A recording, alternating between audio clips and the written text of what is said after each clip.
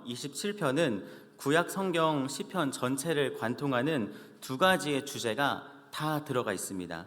한 가지 주제가 뭐냐면 위기 속에서도 하나님을 신뢰하는 법.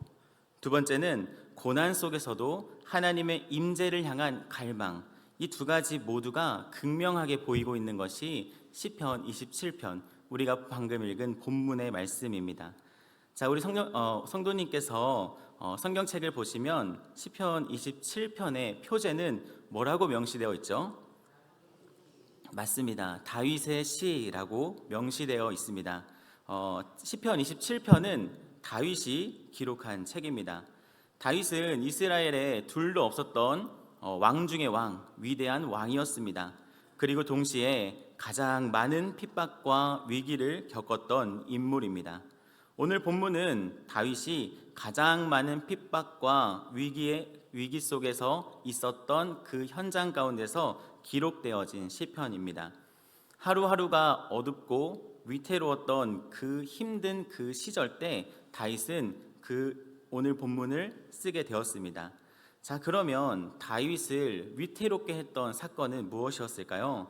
시편 27편은 두 가지의 배경으로 나와 있습니다.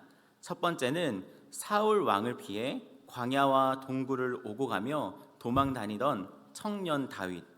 왕이며 장인 어른이었던 사울의 칼을 피해서 빛조차 들어오지 않는 굴로 몸을 숨겨야 했습니다. 풀 한 폭이 없는 광야에서 언제 발각될지도 모르는 그 두려움을 가지고 항상 살아와야 했던 청년 다윗. 두 번째로 거론되는 다윗의 시절은 아들 압살롬이 반역하며 예루살렘 성을 이제 버리고 도망가야 했던 노년 시기의 다윗입니다. 머리를 가리고 울며 신을 신지도 못하고 하나님의 처분을 기다리며 야반도주로 도망가던 그 노년의 다윗 시기였습니다. 자, 그래서 시편 27편의 배경은 이 두 가지 중 하나를 배경으로 하고 있다라고 많은 신학자들이 보고 있습니다. 분명한 것은 이 두 가지 중 어떤 한 가지더라도 쉬운 사건은 아니었습니다. 20대의 청춘을 10년 동안이나 도망자 신세로 살아와야 했고, 사랑하는 아들의 반역과 그 곁에 있던 모사 아히도벨을 생각하면 두려움과 떨림으로 맨발로 도망치던 노년의 그 다윗. 자, 그러면 이런 상황 가운데서도 다윗은요, 놀랍게도 절망과 탄식을 노래하지 않았습니다. 1절을 함께 보겠습니다. 여호와는 나의 빛이요 나의 구원이시니 내가 누구를 두려워하리요. 여호와는 내 생명의 능력이시니 내가 누구를 무서워하리요 라고 다윗은 고백하고 있습니다. 다윗은 이러한 특별한 어떤 강심장이 있었기 때문에 이렇게 고백할 수 있었던 것일까요? 다윗이 두려워하지 않았던 이유를 오늘 말씀을 통해 살펴보려고 합니다. 다윗이 두려워하지 않았던 첫 번째 이유는 하나님이 누구신지 분명히 알았기 때문에 두려워하지 않았습니다. 자, 그래서 첫 번째, 우리도 하나님이 누구신지 알면 두렵지 않습니다. 다윗의 상황은 지금 누가 봐도 캄캄한 어둠 속에 있습니다. 실제 어둠이라기보다는 언제 공격이 날아올지 모르는 그러한 두려움과 위기 속에 있는 어둠입니다. 아무리 다윗이라 해도 앞날은 알 수 없습니다. 이 어둠의 끝이 언제 끝날지, 어떻게 끝날지 알 수 없었습니다. 보통 칠흑 같은 이 어둠 속에서 우리는 이렇게 기도하기 마련입니다. 하나님, 제발 이 어둠이 빨리 사라지게 해주세요. 하루빨리 사라지게 해주세요. 앞이 너무나 보이지 않습니다. 하며 탄식하며 기도할 것입니다. 그러나 다윗은 어둠 그 자체와 씨름하는데 에너지를 낭비하지 않습니다. 오히려 빛, 하나님의 그 빛에 초점을 두고 있습니다. 그 당시의 빛은 지금 이 자리에서 스위치 한 번으로 이 예배당 전체를 밝힐 수 있는 LED 같은 불빛이 아니었습니다. 그 당시의 빛은 작은 질그릇에 작게 타오르고 있는 연약한 등불이었습니다. 이 빛은 몇십 미터 앞을 훤히 내다 보여주게 하는 빛도 아니었습니다. 기껏해야 한 걸음 앞을 비출 뿐이었습니다. 하지만 다윗은 분명히 알고 있었습니다. 한 걸음이라도 하나님께서 비추신 그 한 걸음이라면 나를 망하게 하지 않을 것이다. 앞으로 수십 미터가 보여도 내가 내디딜 그 한 걸음 앞에 구덩이가 있다고 한다면, 그것을 발견하지 못한다고 한다면 수십 미터가 보인들 그것이 무슨 소용이 있겠습니까? 오히려 저 수십 미터 앞을 보느라 바로 내 앞에 있는 구덩이를 놓쳐서 빠지게 되면 그것이 오히려 더 큰 낭패입니다. 그래서 다윗은 하나님은 나의 빛이십니다 하며 그 한 걸음을 하나님께 맡기고 있는 것입니다. 앞은 여전히 깜깜하고 어둠이지만 두려움이 그를 사로잡을 수 없었습니다. 왜냐? 하나님의 빛은 나를 망하게 하지 않을 것이다. 하나님은 분명히 그러한 하나님이다 라고 하는 다윗의 확신이 있었기 때문이죠. 제가 자전거를 처음 배울 때가 생각이 납니다. 저는 초등학교 한 5학년, 6학년쯤에 시골 논길에서 자전거를 아버지께 처음 배웠습니다. 사실 저는 아빠가 계속해서 두 발 자전거를 배우자라고 했을 때 계속 거절했습니다. 제 가장 좋아하는 자전거는 네 발 자전거였습니다. 그 보조 바퀴가 살짝 이렇게 달려 있어서 이 네 발 자전거가 저에게는 큰 안정감을 줬고, 그리고 두 발 달린 것보다 네 발 달린 게 더 멋있었습니다. 그래서 친구들과 야, 우리는 두 발 자전거 타지 말자, 네 발 자전거가 더 멋있다 하면서 네 발 자전거를 더 고집했습니다. 그런데 유일한 단점은 속도가 안 붙는 것이었습니다. 저보다 더 어린 애들이 두 발 자전거로 저를 추월해 나갈 때 이제는 두 발 자전거를 배워야겠다 하는 그 생각이 들어 아버지께 두 발 자전거 배우고 싶다라고 말씀을 했습니다. 아빠가 너무 좋아하셨습니다. 그리고 논길로 가서 자전거를 이렇게 배우는 시간을 가졌습니다. 아빠는 그 뒤에서 자전거를 잡아주며 중심을 잘 잡아주셨습니다. 제가 좌로 치우칠 때는 우로 치우칠 때는 좌로 이렇게 해주시면서 중심을 잡아주셨습니다. 점점 제가 중심을 잘 잡아갈 때쯤 속도가 이제 붙기 시작했습니다. 그래서 아빠 간다 하면서 앞으로 이제 나가는 제가 너무나 신이 나서 속도가 붙으니까, 그래서 아빠에게 아빠 이제 앞으로 간다 이러면서 외쳤습니다. 그런데 뒤에서 소리가 나지 않는 것입니다. 아빠 앞으로 간다 했는데도 두 번째도 소리가 나지 않았습니다. 그래서 뭔가 이상해서 뒤를 돌아봤더니 아빠가 저 뒤에서 웃고 계셨습니다. 제가 그 모습을 보자마자 제 자전거가 요동치며 논밭으로 빠졌습니다. 그래서 제가 다시 네 발 자전거로 갔다가 중학교에 가고 나서 그때부는 조금 창피해서 두 발 자전거로 다시 오게 되었습니다. 제가 이 이야기를 하는 이유는 무엇을 느꼈냐면, 아빠가 그 제 뒤에 보조하던 그 손길을 놓자마자, 그리고 제가 그것을 확인하자마자 든 생각이 망했다였습니다. 망했다. 우리 사랑하는 성도님들, 우리 삶 속에서, 우리 성도님 일터와 일상 속에서 하나님이 우리와 함께 동행하시는 것을 우리는 눈으로 볼 수가 없습니다. 때로는 우리가 하나님이 늘 동행하고 계신다라는 것을 믿고 나아가지만, 결정적인 순간에 마치 아빠가 제 자전거를 놓은 모습을 본 것처럼 결정적인 순간에 하나님이 보이지 않는 순간이 있습니다. 우리가 조금 전에 찬양했던 대로 날마다 숨쉬는 순간마다 괴로움과 어려움이 들이닥칠 때마다, 그때마다 하나님이 보여지지 않는 그러한 순간들이 있습니다. 자, 그러면 제가 넘어진 이유는 아빠가 손을 놓았기 때문일까요? 아닙니다. 사실 아빠가 가르쳐준 대로 제가 계속 했으면 아빠가 손을 놓아도 저는 앞으로 나아갔을 것입니다. 따라서 아빠가 제 평생 보조를 잡아줄 수 없듯이 우리가 일상 속에서 우리는 하나님의 그 보이지 않는 순간 가운데서도 하나님의 말씀을 기억해내는 것이 가장 큰 은혜인 줄 믿습니다. 따라서 다윗은 고백합니다. 여호와는 나의 빛이요. 우리 가운데에 가끔 문득 하나님이 보이지 않고 잊어버리지만, 그 빛이신 하나님은 다시 우리를 깨닫게 하여 주시고 생각나게 하신다라는 것이죠. 그게 바로 빛의 속성입니다.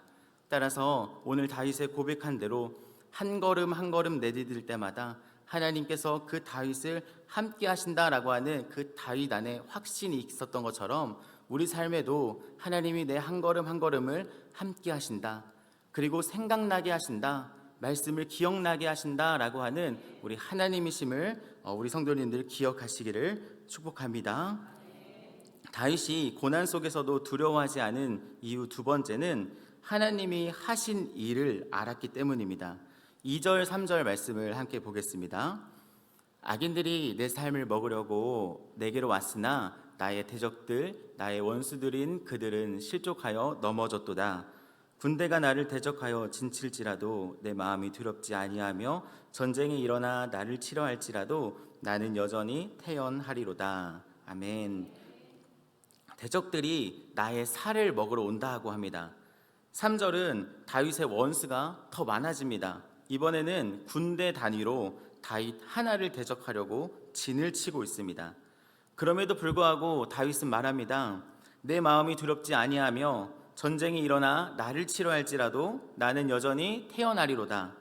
여기서 태어나리로다 라고 하는 이 말씀은 나는 확신한다 라는 말입니다. 무엇을 확신하기에 또 무엇을 확신하고 있기에 대적들 가운데서도 군대와 전쟁의 위협 속에서도 두려워하지 않는 것일까요? 그것은 2절에 다윗의 대답이 담겨 있습니다.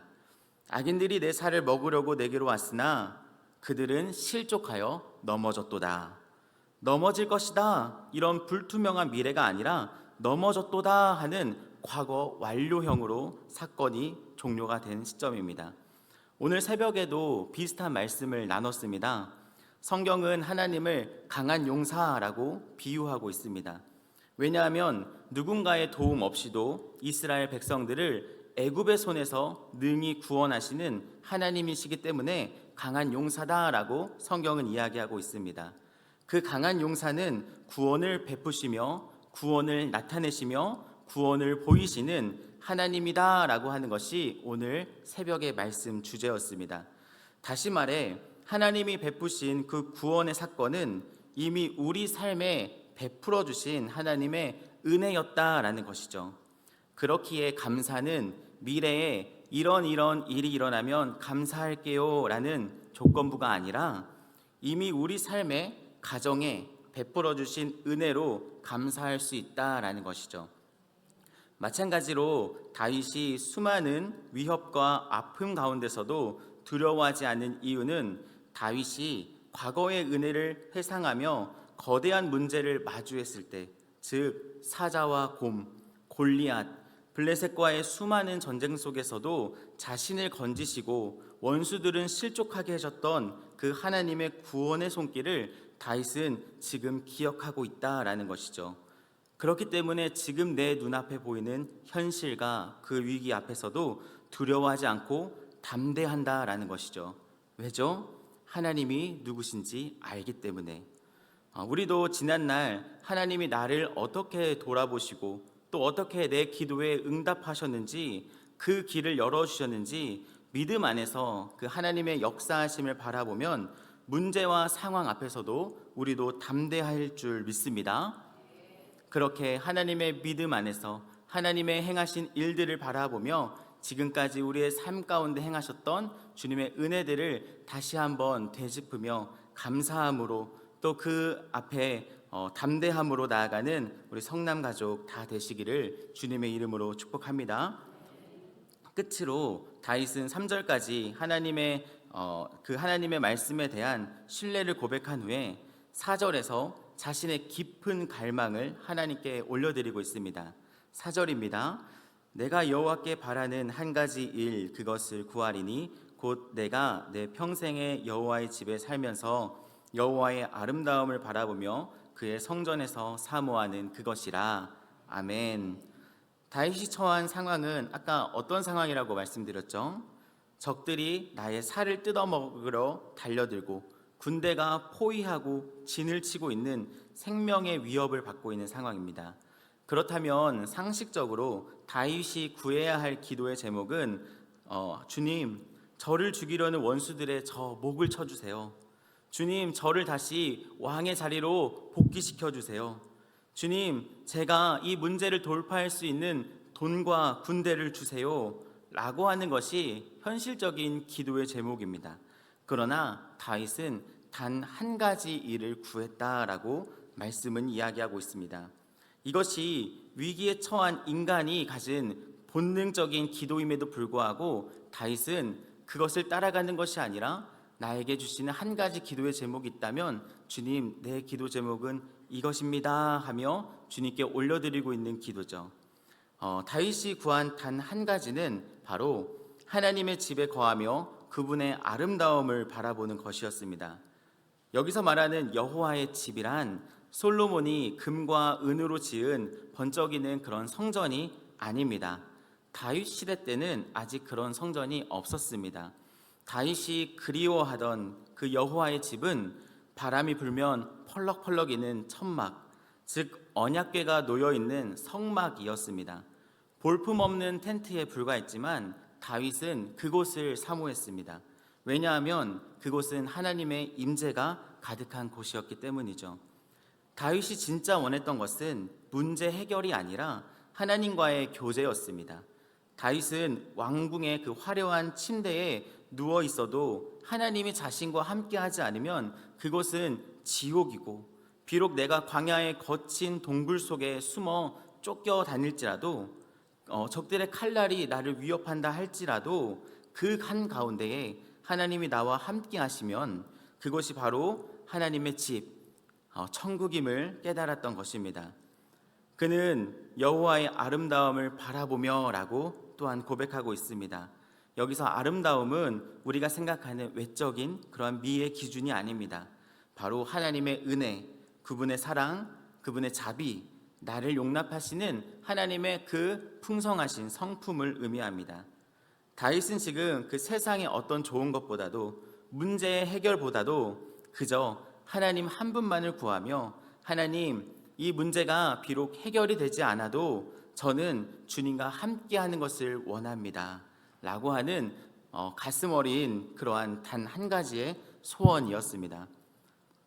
다윗의 초점은 문제가 일어나는 환경에 있는 것이 아니라 문제를 해결하시는 하나님께 두었습니다. 오늘 본문인 다윗의 이야기와 마찬가지로 계속해서 우리가 수요 예배 때 담임 목사님을 통해서 말씀을 나눴던 다니엘도 마찬가지입니다. 사자굴에 초점을 둔 것이 아니라 하나님께 다니엘은 초점을 두었습니다. 다니엘의 세 친구였던 사드락, 메삭, 아벳느고도 맹렬히 타는 풀무불에 초점을 둔 것이 아니라 그리 아니하실지라도 고백하며 하나님께 초점을 두었습니다. 사랑하는 성도 여러분, 우리 기도의 초점과 상황은 환경에 두는 것이 아니라 하나님께 맞춰야 하는 줄 믿습니다. 그럴 때에 하나님과 친밀한 교제로 나아갈 수 있기 때문입니다. 우리 삶의 기도의 초점을 당연히 문제가 해결되고 이 상황이 극복이 되는 것도 중요하지만, 그러나 오늘 말씀을 통해, 그리고 다윗이 진정으로 원하는 그의 모습을 통해 과연 우리의 모습은 어떠한가? 나는 하나님과 교제를 우선시하며 그분의 아름다움을 사모하며 그 집에 거하는 것을 원하는가 돌아보며, 하나님, 나에게도 그 간절한 마음을 회복시켜 주시옵소서. 주님과 함께 교제하는 그 아름다움으로 내가 나아갈 수 있기를 원합니다 라고 하는 우리 마음에 그러한 하나님을 향한 사랑과 그 애탐이 우리 가운데 가득해지기를 주님의 이름으로 축복합니다.